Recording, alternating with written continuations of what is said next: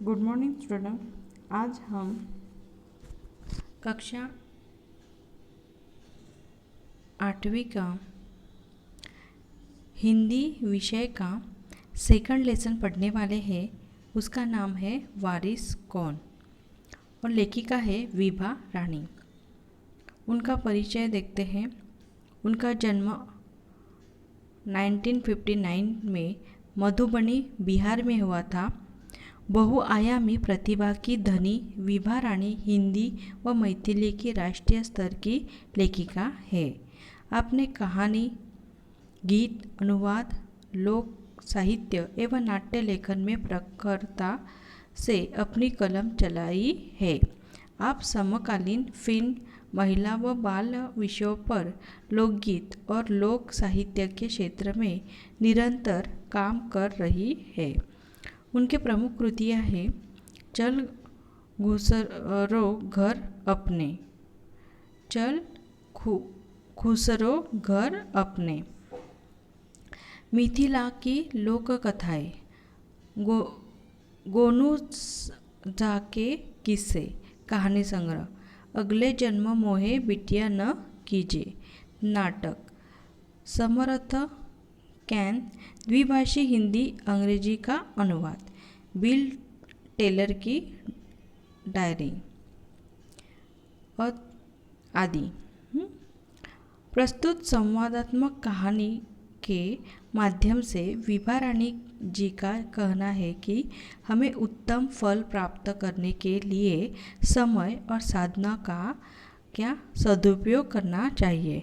जो जैसे करता है वही जीवन में सफल होता है। तो देखते हैं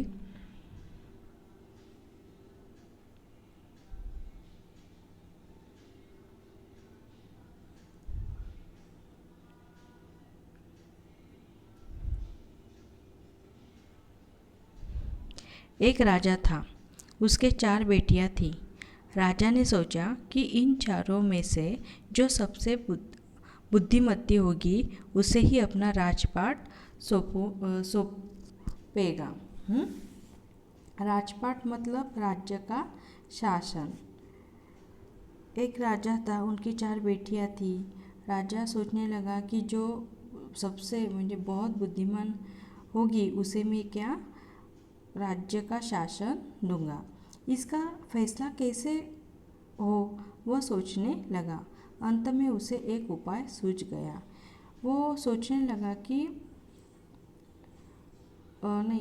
इसका फैसला कैसे हो वो सोचने लगे और अंत में उनको एक उपाय सूझ गया। उसने एक दिन चारों बेटियों को अपने पास बुलाया। सभी को गेहूं के 100-100 दाने दिए और कहा, इसे तुम अपने पास रखो। 5 साल बाद मैं जब इन्हें मांगूंगा तब तुम सब मुझे वापस कर देना। अभी राजा ने अपने 4 बेटियों को पास बुलाया और सभी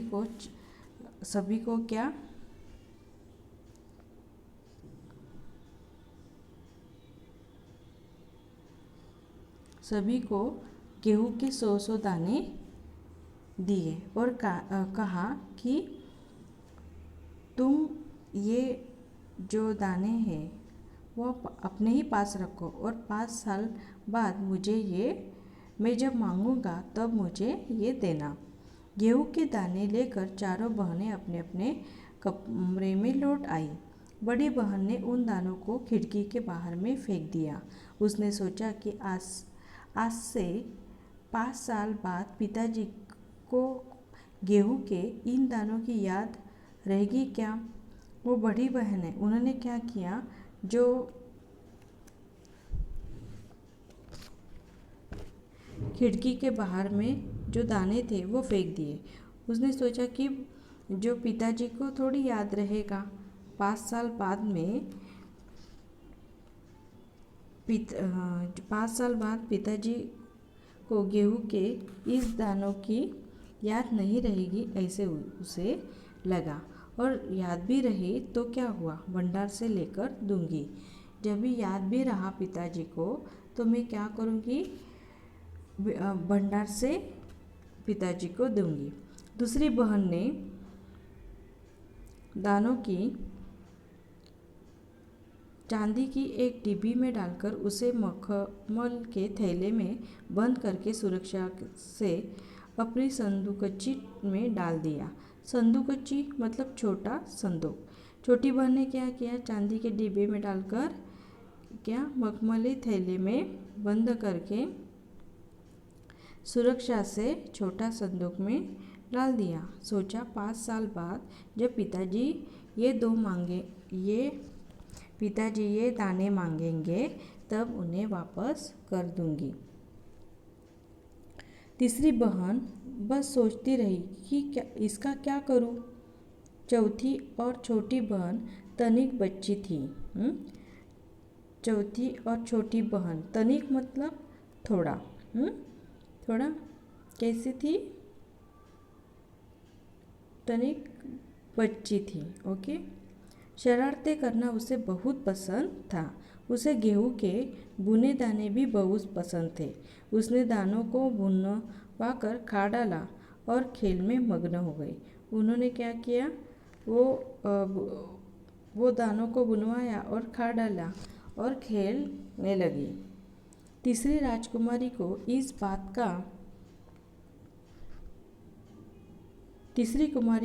बात का यकीन था कि पिताजी ने उन्हें यूं ही ये दाने नहीं दिए होंगे। जरूर इसके पीछे कोई मकसद होगा। मकसद मतलब उद्देश्य होगा। पहले तो उसने भी अपनी दूसरी बहनों की तरह ही उन्हें सहेज कर रख देने की सोची। वो अपने बहनों की तरह ये जो दाने हैं वो रखने के लिए सहेज कर रखने के लिए सोचा, लेकिन वह ऐसा न कर सकी। लेकिन उसने वो ऐसे नहीं किया। 2-3 दिनों तक वो सोचती रही। फिर उसने अपने कमरे की खिड़की के पीछे वाली ज़मीन में वे दाने बो दिए। उसने क्या किया कि उसका जो कमरा था, कमरे की खिड़की थी, उसके पीछे वाली ज़मीन में उन्होंने क्या किया, दाने बो दिए। समय पर अंकुर फूटे, पौधे तैयार हुए, दाने निकले। राजकुमारी ने तैयार फसल में से दाने निकाले और फिर से वो बो दिए। इस तरह 5 वर्षों में उसके पास ढेर सारा गेहूँ तैयार हो गया। 5 साल बाद राजा ने फिर चारों बहनों को बुलाया और कहा, आज से 5 साल पहले मैंने तुम चारों को गेहूँ के 100 दाने दिए थे और कहा था कि 5 साल बाद मुझे वापस करना। 5 साल बाद राजा ने फिर चारों बहनों को बुलाया और कहा कि जो मैंने आपको 100 गेहूँ के जो दाने दिए थे वो मुझे दे दो। कहाँ वे दाने? राजा बोल रहे हैं कि 5 साल बाद मुझे वापस करना। कहाँ है वो दाने? ऐसे राजा बोल रहे हैं। बड़ी राजकुमारी भंडार घर जाकर गेहूं के दाने ले आई और राजा को दे दिए। बड़ी राजकुमारी ने क्या किया कि भंडार से वो गेहूं के दाने लेकर आई और राजा को दिए। राजा ने पूछा, क्या ये वही दाने हैं जो मैंने तुम्हें दिए थे? राजा उसे पूछ रहे कि वही दाने हैं क्या जो मैंने तुझे दिए थे?